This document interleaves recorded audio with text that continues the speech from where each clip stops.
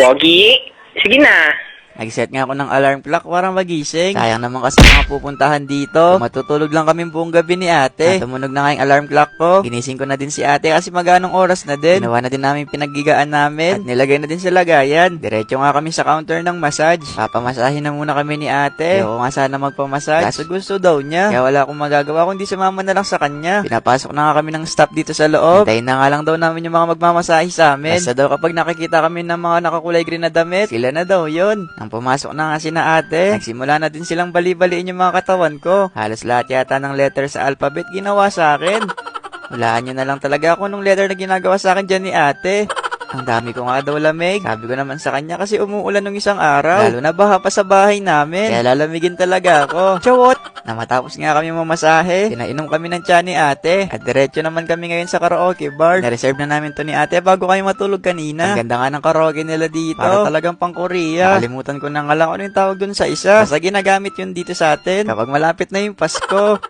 Binigyan din pala kaming extra cover sa mic. Makapili na nga kami ni ate. Nag-umpisa na din kami mag-duet sa kinakanta namin. Hindi ko na ipapadinig sa inyo yung mga boses namin. Kasi alam nyo naman, boses baka ako. Nag-duet pa kami ni ate. Si ate naman, boses pala ka. Kaya kami na lang yung makakarinig dito. Sarado din pala yung room dito. Kaya kahit magwala kami ng isang oras dito, di kami maririnig. Nag-solo na lang pala kami ni ate. Kasi ilang oras na lang din kami dito. Kaso nga lang lahat ng mga napipili kong kanta. Sinasabayan din ako ni ate. Sabi ko nga sa kanya, kaya talaga solo yung kanta keko. Ito pala laging score namin ni ate. Sabi ng karaoke sa amin, practice makes perfect daw. Kaya alam nyo na din kung ano yung boses namin.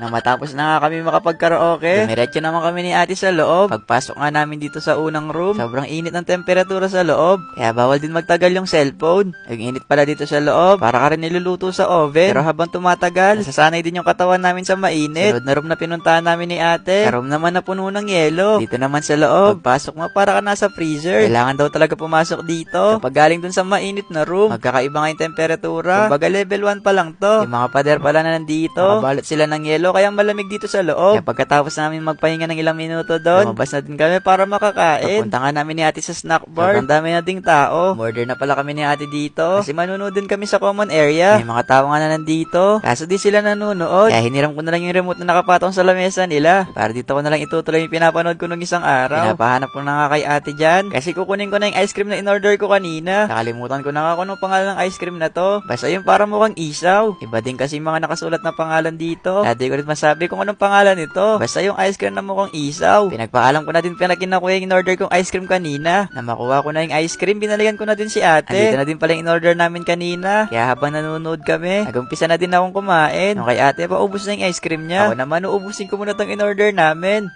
Ito pala yung ice cream na sinasabi ko kanina. Kapag sa malapitan talaga, mukha siyang isaw. Habang kinakain ko pala to kanina, di rin pala siya naka-video. Malapit na siyang maubos, ang ko lang napansin. Kaya na lang din napakita ko. Na matapos na nga yung pinapanood namin ni ate, umakyat na din kami sa sleeping room para makatulog na. Maaga din kasi kaming uuwi bukas. Kasi sabi ni mami, maaga daw kami uuwi. Chawot! Pero nagpaalam naman kami kanina bago kayo pumunta dito. Dito pala sa loob yung pangkopol. Pero doon kami sa kabila ni ate kasi magkapatid lang kami. Di na pala ako nag-flash dito ng video. Baka kasi magising yung mga tao, bugbugin nila ako. Chawot! Sige na, matutulog na ako. Ayun lang. Bye-bye!